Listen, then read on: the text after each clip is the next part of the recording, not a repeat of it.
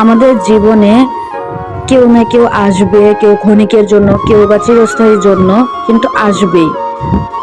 ক্ষণিকের জন্য আসা মানুষগুলা জীবনটাকে তছনছ করে দিয়ে চলে যাবে, আর চিরস্থায়ী আসা মানুষগুলা আমাদের জীবনটাকে সুন্দর করে সাজিয়ে গুছিয়ে দিবে।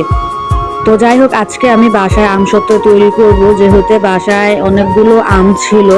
তো আম্মুকে একজন আমগুলো গিফট করেছিল, তো আম্মু এগুলো আনার পর ফ্রিজে রেখে দিয়েছিল। সেগুলা কি করবো কোনো মানে কাজে আসতেছিল না, যেহেতু ছোট ছোট আম ছিল। তো এক পর্যায়ে ভাবলাম যে এগুলা দিয়ে তো আচার দেওয়া যাবে না, আর ফ্রিজও রাখলেও সেগুলা কাজে আসবে না।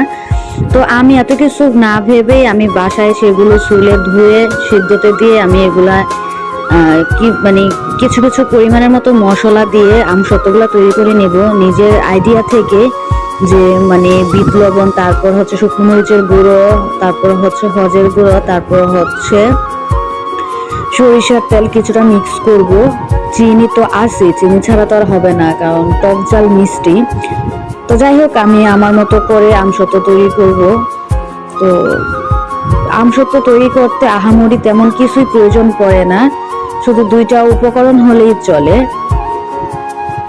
চিনি আর হচ্ছে মরিচের গুঁড়ো। আর কেউ পাঁচফোড়ন দেয়, কেউ বা পাঁচফোড়ন দেয় না, কেউ ভিনেগার দেয়, আবার কেউ এসব দেওয়ার প্রয়োজনও মনে করে না। তো আমার কাছে যেহেতু এটা আমসত্ত্ব বাসা খাওয়ার মতো তেমন ছিল না, এটা আমি রাখবো, অনেকদিনই থাকবে, তো সেই জন্য আমি আমার মতো করে তৈরি করে নিলাম। তো যাই হোক, আমরা জীবনে যাকে ধরে রাখতে চাই তাকে ধরে রাখতে পারি না, আর যাকে ধরে রাখতে চাই না সেই থাকতে চায়।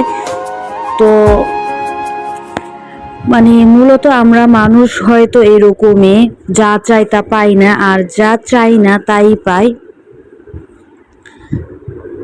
আমাদের জীবনে কোনো না কোনো বিষয় নিয়ে বা কিছু নিয়ে আফসোস থেকেই যায়, যে এই জিনিসটা আমরা কেন পেলাম না, ওইটা কেন পেলাম না, এটা পেলে হয়তো আমাদের জীবনটা অন্যরকম হতে পারতো, ওইটা পেলে আমাদের জীবনটা অন্যরকম হতে পারতো।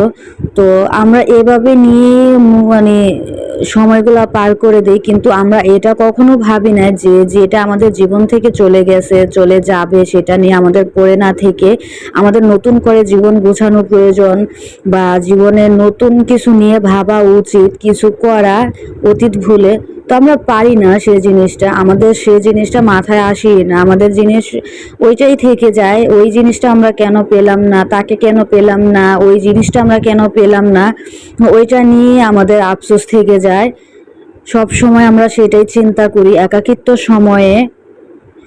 তো আমার মনে হয় যে আমাদের জীবন থেকে যে চলে গেছে, বা যে জীবন থেকে চলে গেছে নিজের থেকে, সে কখনই আমাদের ছিলই না। কারণ যে থাকার সে শত বাধার পরও সে থাকবে, সে কখনোই চলে যাবে না। আর যে থাকবে না সে ক্ষণিকের জন্য আসবে, সে নানান বাহানা দিবে, বিভিন্ন বাহানা দিবে, সে দিয়ে সে আমাদের জীবন থেকে কিভাবে চলে যাবে সেটা যাবে, সে চিন্তাধারা এরকমটাই থাকবে।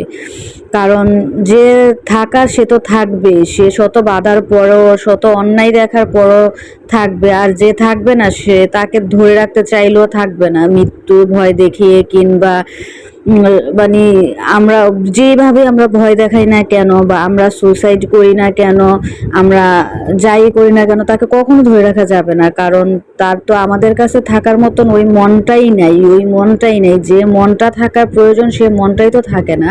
তো যাই হোক, আমি 3 দিনের মধ্যে আমার আমসত্ত্ব একদম শুকিয়ে একদম কমপ্লিট হয়ে গেছে। তো প্রথম রৌদ্র দেওয়ার পর আমি দ্বিতীয় রৌদ্রটা কিছুটা দেওয়ার পর দুপুরবেলায় আমি এগুলা আমসত্ত্বগুলা উল্টিয়ে দিয়েছিলাম। তো এরপরে আমি 3 দিন রোদে দিয়ে, তো যখন এগুলা দেখি যে শুকিয়ে গেছে খাওয়ার মতো, তো আমি এগুলা বাসায় এনে, তো ছাদ থেকে নামিয়ে বাসায় এনে এগুলা আমি কেটে পিস করে নিলাম। আর কি বলবো, যে মোটামুটি আমার আমসত্ত্ব যেটুকুলাই হয়েছে না কেন, আমি আর আমার ভাই মানে হওয়ার আগে খেয়ে কমপ্লিট করে ফেলছি 2-3টা, আর 2-3টা ছিল। তো সেগুলাই আমি কেটে কেটে পিস করে রেখে দেবো একটা বক্সে করে নর্মাল ফ্রিজে। তো যেহেতু এটা আমি কিছুদিন খেতে পারি, ঠান্ডা থাকে জিনিসটা, গরমের ভাপে যেহেতু নষ্ট না হয় আমসত্ত্বটা। তো এই তো আমি আমার মতো করে কেটে নিলাম। সবাই তো দেখি পিস করে অনেক সুন্দর ডিজাইন করে, চারকোনা কিংবা গোল করে। তো আমি ভাবলাম যে আমি ত্রিভুজের মতো 3 কোনা করে কাটি, লম্বা লম্বা পিস করে। তো যাই হোক, আমার কাছে আমসত্ত্বটা খুবই ভালো লাগছিল, একদম টক ঝাল মিষ্টি সবকিছু পারফেক্ট হয়েছিল। তো যাই হোক, আজকের মতো বিদায়, সবাই ভালো থাকবেন।